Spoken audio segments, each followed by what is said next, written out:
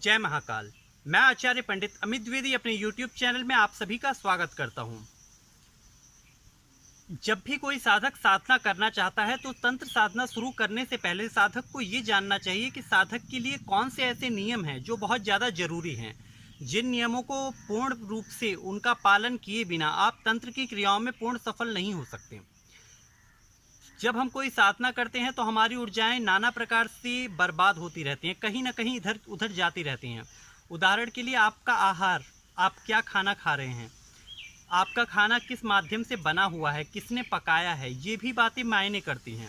अगर किसी स्त्री ने जो मासिक धर्म से गुजर रही हैं उस समय में उन्होंने आपको खाना बना के दिया या एक कप चाय ही बना के दी और उस चाय को आपने पिया जब आप एक यक्षिणी अप्सरा साधना कर रहे हैं, तो ऐसी स्थिति में वो साधना आपकी खंडित हो जाएगी।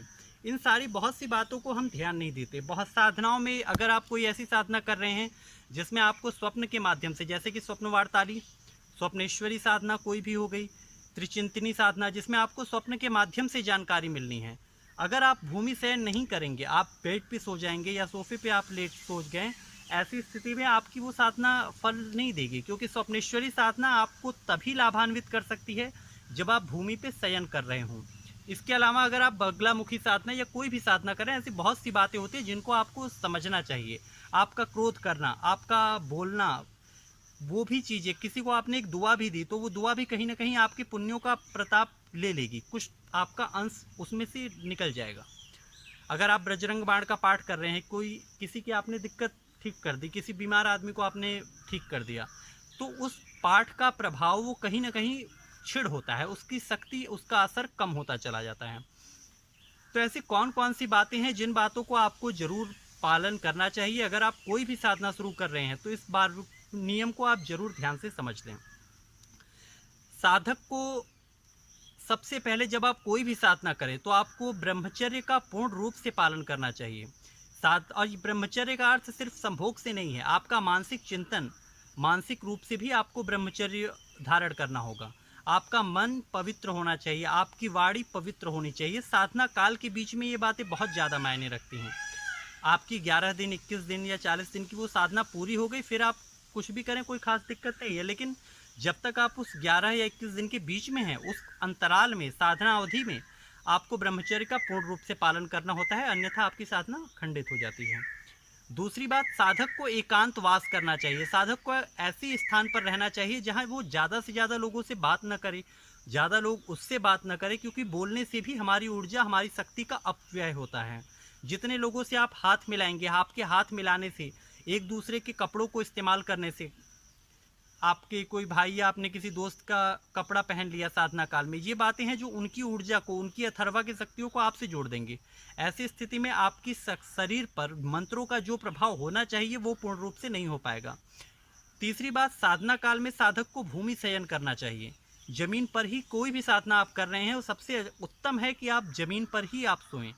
जमीन पर आप गद्दा बिछा सकते हैं, उस आप ओढ़ने को कुछ भी ओढ़ सकते हैं, लेकिन भूमि पर शयन करें।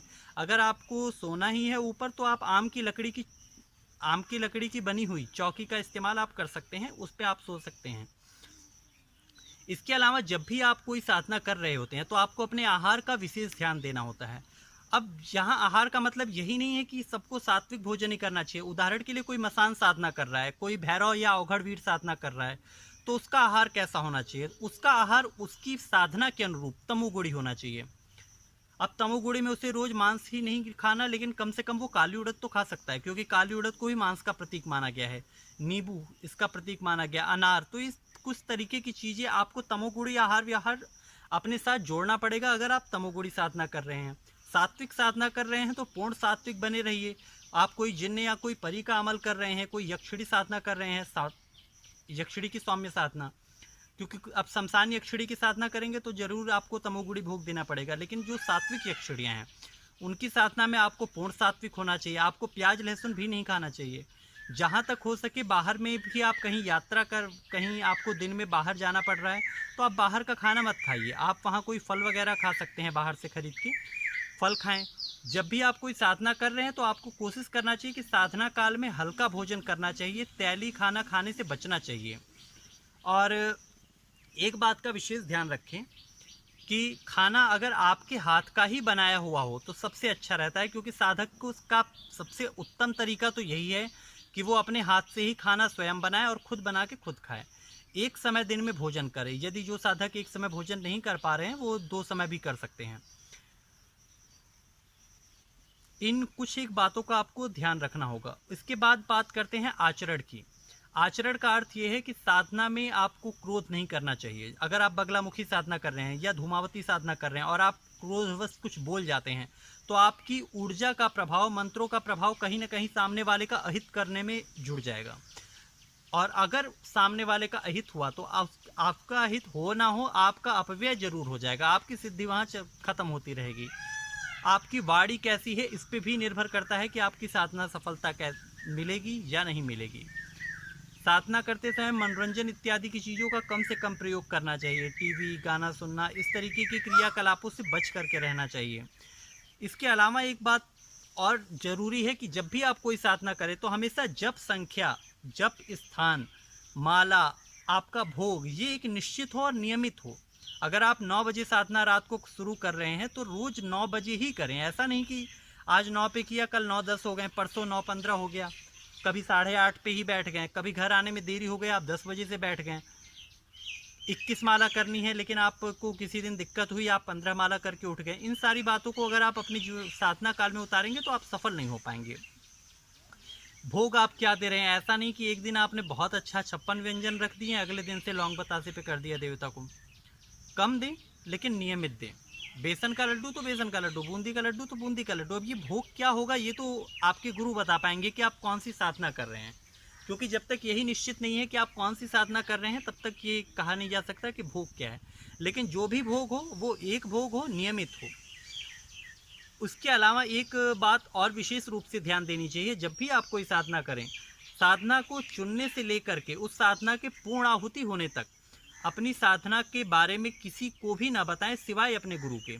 क्योंकि जब आप अपनी साधना के विषय में अपने दोस्तों से, अपने परिवार के रिश्तेदारों से चर्चा करते हैं तो उससे उस साधना में टोक लग जाती है और आपकी सफलता की संभावना बहुत कम हो जाती है। तो साधना काल में साधक को इस बात का विशेष ध्यान रखना चाहिए कि उसे अपनी क्रिया के बारे में, मंत्र के बारे में, स्वप्न के बारे में, अनुभूतियों के बारे में किसी को भी नहीं बताना चाहिए। एक बात का और विशेष ध्यान रखें कि जब भी आप कोई साधना शुरू करें तो उससे पूर्व आपके इष्ट का प्रबल हो जाना बहुत जरूरी है। जब तक आपका इष्ट प्रबल नहीं है आपके साधना शुरू करना ही बेकार है, क्योंकि इष्ट ही संबल बनता है आपकी साधना का, इष्ट ही आधार बनता है उस साधना में सफलता का। अगर इष्ट कमजोर होगा तो आपकी साधना को सफल नहीं, कोई भी नहीं करवा सकता। इन बातों को ध्यान में रखते हुए अगर आप साधना करेंगे तो आप असफल नहीं होंगे। जय महाकाल।